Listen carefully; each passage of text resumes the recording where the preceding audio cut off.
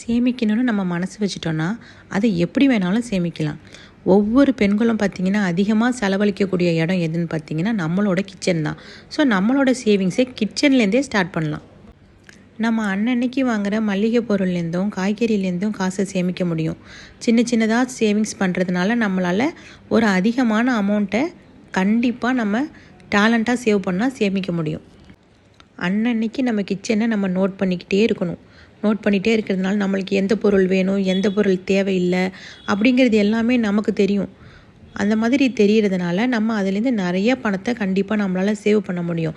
அந்த சேவ் பண்ணுற பணமாக அது பணமாக இருக்கட்டும், காயின்ஸாக இருக்கட்டும், எதாக இருந்தாலும் ஓகே தான். அதை நம்ம கரெக்டான ஒரு பட்ஜெட் போட்டு நம்ம எந்த மாதிரி சேவிங்ஸ் பண்ண போகிறோம். ஒன்று கேலண்டர் சேவிங்ஸ் நீங்கள் எடுத்துக்கலாம். அது 1 வீக்குக்கு எடுத்துக்கலாம், 10 டேஸ்க்கு எடுத்துக்கலாம், இல்லை 30 டேஸ்க்கு எடுத்துக்கலாம். எல்லாமே நம்மளோட விருப்பம்தான். அப்படி சின்ன சின்னதாக அந்த அமௌண்ட்டை நம்ம சேர்த்து அதை நம்ம ஒரு குறிப்பிட்ட அமௌண்ட் வந்ததுக்கப்புறம் பார்த்திங்கன்னா அதை நம்ம பெரிய தொகையாக மாற்றலாம். ஸோ எல்லாமே நம்மளோட திறமையை பொறுத்து தான் இருக்குது. எப்படி இதில் சேமிக்க முடியும் அப்படின்னா, நம்ம பட்ஜெட் போட்டு செலவு பண்ணுறோம். அப்போ அந்த பட்ஜெட்குள்ளே தானே நம்ம குடும்பம் நடத்துகிறோம். அதிலே எப்படி சேவ் பண்ண முடியும்னு கேட்கலாம் நீங்கள். கண்டிப்பாக அதிலே நம்ம சேவ் பண்ண முடியும். கிச்சனில் நம்ம சேவ் பண்ணுங்கிற முடிவு எடுத்துட்டா ஃபஸ்ட்டு எல்லோரும் பார்த்திங்கன்னா மீல் ப்ரிப்பரேஷனுங்கிறது கண்டிப்பாக பண்ணிக்கணும். இந்த 1 வீக்குக்கு நம்ம என்ன செய்ய போகிறோங்கிறத நம்ம முன்னாடியே தெரிஞ்சுக்கணும். அதை விட்டுட்டு அனாவசியமான காய்கறியை வாங்குறது, அனாவசியமான பொருள் வாங்கி அதை நம்ம சமைக்காமல் தூக்கி கீழே போடுறது, அதெல்லாம் செஞ்சிங்கன்னா கண்டிப்பாக நமக்கு நிறைய காசு வேஸ்ட்டாக போகும். அதனால் என்ன பண்ணுங்கள், எல்லோரும் ஒரு டைம் டேபிள் மாதிரி நீங்கள் செஞ்சு கிச்சனில் நீங்கள் பார்க்குற மாதிரி ஒட்டி வச்சுக்கோங்க. இன்றைக்கி நம்ம இதை தான் சமைக்க போகிறோம் அப்படிங்கிறதுல நீங்கள் தெளிவாக இருந்தீங்கன்னா உங்களால் நிறைய காசு சேவ் பண்ண முடியும். முடிஞ்ச வரைக்கும் எல்லோரும் என்ன பண்ணுங்கள், நமக்கு அன்னன்னைக்கு தேவையான காய்கறியை அன்னன்னைக்கு வாங்க பாருங்கள். இல்லை ஒரு 3 நாளைக்கு ஒரு தடவை, 1 வீக்குள்ளே. அதுக்கு மேலே நீங்கள் எந்த காய்கறியுமே வாங்கி வேஸ்ட் பண்ணாதீங்க. எந்த காய்கறியை நீங்கள் நிறையா நாளைக்கு நம்ம வாங்கிக்கலாம் அப்படின்னு பார்த்தீங்கன்னா, வெங்காயம், உருளைக்கிழங்கு, பூண்டு, இதெல்லாம் பார்த்திங்கன்னா வீணாக போகிற பொருள் இல்லை. இதெல்லாம் மாதத்துக்கு ஒரு தடவை வாங்கினாலே போதும். மற்றபடிக்கு வீணாக போகிற காய்கறிகளை நிறையா வாங்கி நீங்கள் ஸ்டோரேஜ் பண்ணாதீங்க. ஸோ 1 வீக் மேக்ஸிமம் 1 வீக் அதுலேயுமே நீங்கள் எப்படிலாம் சேவ் பண்ணலான்ட்டு இருக்குது. இப்போ கேரட்னா அதை எப்படி ஸ்டோரேஜ் பண்ணுறது, பீன்ஸ்னால் அதை எப்படி ஸ்டோரேஜ் பண்ணுறதுங்கிற ஐடியாஸும் இருக்குது. அந்த மாதிரி பண்ணோன்னா அது அப்படியே ஃப்ரெஷ்ஷாகவே இருக்கும்.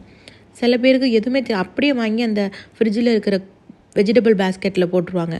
அது பார்த்திங்கன்னா ஒவ்வொரு காய்கறி ஒவ்வொரு விதமாக வீணாக போயிடும். ஸோ அதில் எவ்வளோ காசு நம்மளுக்கு வேஸ்ட் ஆகுது.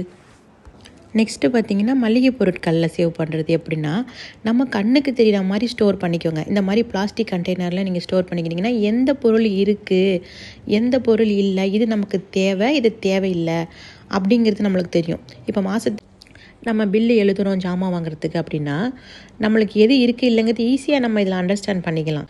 இந்த கண்டெய்னர் பார்த்திங்கன்னா நான் ஆன்லைனில் தான் பர்ச்சேஸ் பண்ணேன், ஃப்ளிப்கார்ட்டில் தான் நான் வாங்கினேன். 6 வருஷமாக இதை நான் வச்சுருக்கேன்.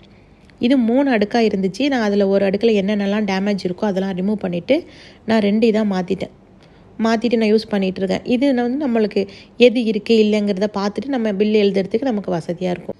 முடிஞ்ச வரைக்கும் இந்த மாதிரி பிளாஸ்டிக் கண்டெய்னரில் நீங்கள் எந்த பொருளாக இருந்தாலும் ஸ்டோர் பண்ணி வைக்க பாருங்கள். அப்போ தான் நம்மளுக்கு அந்த பொருள் எவ்வளோ இருக்குது, நம்ம எவ்வளோ யூஸ் பண்ணியிருக்கோம், நம்மளுக்கு நெக்ஸ்ட் மந்த்துக்கு எவ்வளோ தேவை. இப்போ பார்த்திங்கன்னா இதில் துவரம்பருப்பு இந்த மாதிரி இதுவும் நான் ஃப்ளிப்கார்ட்டில் தான் வாங்கினேன். ஸோ இது பார்த்திங்கன்னா 1/2 kg கொள்ளும். 12 பாக்ஸ் வந்துச்சு. இதில் கரெக்டாக ஒரு 1/2 கிலோ நம்மளுக்கு கொள்ளும். ஆனால் நம்ம வாங்கும் போது பார்த்திங்கன்னா கொஞ்சம் பெருசாக வாங்கிக்கணும். இது 1.5 kg நான் வாங்கியிருக்கேன். ஆனால் பார்த்திங்கன்னா இதில் கரெக்டாக 1 kg நம்மளுக்கு இதில் ஃபில் பண்ண முடியும். இது இல்லாமல் நீங்கள் சில்வர் பாக்ஸில் கொட்டி வச்சிங்கன்னா நமக்கு தெரியாது. சமயத்தில் பார்த்திங்கன்னா இருக்கிறதே நமக்கு தெரியாமல் வேறு வாங்கிடுவோம். ஸோ அந்த மாதிரிலாம் பண்ணுவோம். இது இந்த மாதிரி இருக்கிறதுனால நமக்கு கரெக்டாக இது பார்த்தோன்னே நமக்கு புரிஞ்சிக்க முடியும். இதில் பார்த்திங்கன்னா இந்த மாதம் நான் வாங்கினது 1/2 பாசிப்பருப்பு அதில் கொட்டியிருக்கேன். இப்போ 1/4 கிலோ எனக்கு அதில் இருக்குது. 1/4 கிலோ தான் நான் யூஸ் பண்ணியிருக்கேன். நெக்ஸ்ட் மந்த்துக்கு நான் 1/4 கிலோ வாங்கினா எனக்கு போதும். அப்புறம் பார்த்திங்கன்னா இந்த மாதிரி காஃபி தூளுக்கு இதுக்கெல்லாம் ஃப்ரீயாக வருது பாருங்கள் கண்டெய்னர், அதெல்லாம் நீங்கள் யூஸ் பண்ணிக்கோங்க. எல்லாமே நம்ம காசு கொடுத்து வாங்காமல் இந்த மாதிரி ஃப்ரீ கண்டெய்னர்ஸ்லாம் இதெல்லாம் ஏர் டைட் கண்டெய்னர்ஸ் தான். இந்த மாதிரி யூஸ் பண்ணுங்கள். நான் ஒன்றில் ஹார்லிக்ஸ் கொட்டி வச்சுருக்கேன், இன்னொன்றில் பார்த்திங்கன்னா மில்க் பவுடர் கொட்டி வச்சுருக்கேன். அந்த மாதிரி உங்களுக்கு வரதெல்லாம் நீங்கள் யூஸ் பண்ணிக்கலாம். இந்த மாதிரி நம்ம பண்ணும்போது நம்மளுடைய செலவுகளை நம்ம பார்த்து பண்ணும்போது நம்மளால் அதிக பணத்தை நம்மளால் சேவ் பண்ண முடியும். முடிஞ்ச வரைக்கும் கிச்சனுக்குள்ளே போகும்போது நம்ம மைண்டை ரிலாக்ஸாக வச்சுக்க பாருங்கள். டென்ஷனாக இருக்கக்கூடாது. எப்போதுமே நம்ம ஒரு ஹாப்பியாக இருந்து நம்ம கிச்சனில் நம்ம வேலை செய்யும் போது நமக்கு அதில் நிறைய ஐடியா கிடைக்கும். இப்போ பார்த்தீங்கன்னா இந்த காஃபி தூள் பார்த்தீங்கன்னா ஒன்று வாங்கினா ஒன்று ஃப்ரீ, பை ஒன் கெட் ஒன்ல ஆஃபரில் இருந்தது. நான் அப்படி தான் வாங்கினேன். ஸோ இதோட எம்ஆர்பி பார்த்தீங்கன்னா 160 ருபீஸ். நான் சூப்பர் மார்க்கெட்டில் வாங்கினதுனால 158 நான் வாங்கினேன். இந்த மாதிரி உங்களுக்கு ஆஃபரில் உங்களுக்கு கிடைக்கிறத யூஸ் பண்ணிக்கலாம். ஒரு காஃபி தூளாக இருக்கட்டும், இந்த மாதிரி நிறைய ப்ராடக்ட்ஸு உங்களுக்கு ஆஃபரில் கிடைக்கும். அப்போதைக்கு வாங்கினீங்கன்னா அதில் உள்ள பணம் உங்களுக்கு சேவ் ஆகும். இப்போ வந்து 50 கிராம் பாக்கெட் இது. இப்போ ரெண்டு பவுச்சுமே பார்த்தீங்கன்னா நான் 158 ருபீஸில் நான் வாங்கிட்டேன். ஸோ இதில் இருக்கிற பாதி பணம் எனக்கு சேவ் ஆகுது தானே. இதே பார்த்தீங்கன்னா ஆன்லைனில் வாங்கினோம்னா 130 ருபீஸ்க்கு இது ஒரு ஆஃபரில் இருக்குது. நான் வந்து இது சூப்பர் மார்க்கெட்டில் வாங்கியிருந்தேன். அதுக்கப்புறமா தான் நான் செக் பண்ணி பார்த்தேன். 158 எம்ஆர்பி 160 போட்டு 158க்கு நான் வாங்கிட்டேன். இதுவே நான் வந்து ஃப்ளிப்கார்ட்டில் செக் பண்ணி பார்த்தேன். கிராசரியில் போய் நான் செக் பண்ணி பார்க்கும்போது 130 ருபீஸ்க்கு அதில் ஆஃபர் போட்டிருக்காங்க. ஸோ இந்த மாதிரி சேவ் ஆகிற சின்ன சின்ன அமௌண்ட்டெல்லாம் நம்ம சேவ் பண்ணிக்கலாம். ஸோ நிறைய பொருள் பார்த்திங்கன்னா ஆன்லைனில் ஆஃபரில் கிடைக்கிது. இந்த மாதிரி சோப்பு லிக்யூடாக இருக்கட்டும், இதுவும் நான் சூப்பர் மார்க்கெட்டில் வாங்கினது தான். இது வந்து பார்த்திங்கன்னா ஒன்று வந்து 100 ருபீஸு. ஆனால் எனக்கு ஆஃபரில் நான் ரெண்டுமே 100 ருபீஸ்க்கு கிடச்சிச்சு, நான் வாங்கினேன். இந்த மாதிரி நிறைய பார்த்திங்கன்னா உங்களுக்கு ஆன்லைனில் கிடைக்கிது. Soap liquid, hand wash, so இந்த மாதிரி பொருள்லாம் நீங்கள் வாங்கிக்கலாம். நிறைய ஆஃபர்ஸ் போடுறாங்க.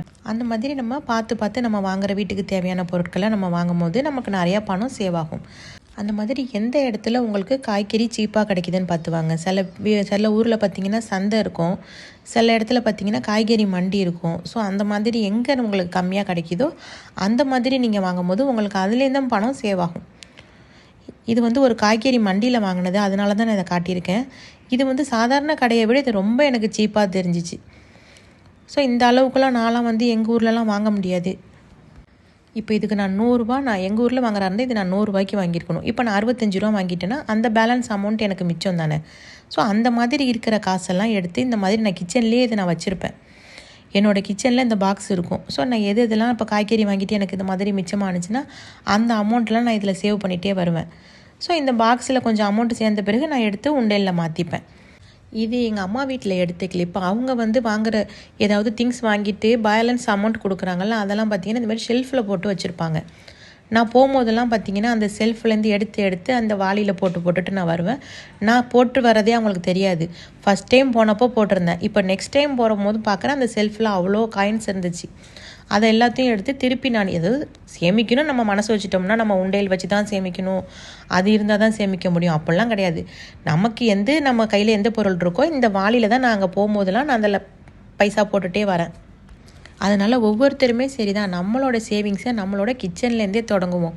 கண்டிப்பாக நம்மளாலேயும் ஒரு அதிக அமௌண்ட்டு சேமிக்க முடியும். ஸோ அதை எப்படி சேமிக்க போகிறோங்கிறது தான் நம்மளோட திறமையை பொறுத்தது. என்னோடய வீடியோ உங்களுக்கு பிடிச்சிருந்ததுன்னா மறக்காமல் லைக் பண்ணுங்கள், கமெண்ட் பண்ணுங்கள், உங்கள் ஃப்ரெண்ட்ஸ் அண்ட் ஃபேமிலிஸ்க்கு ஷேர் பண்ணுங்கள்.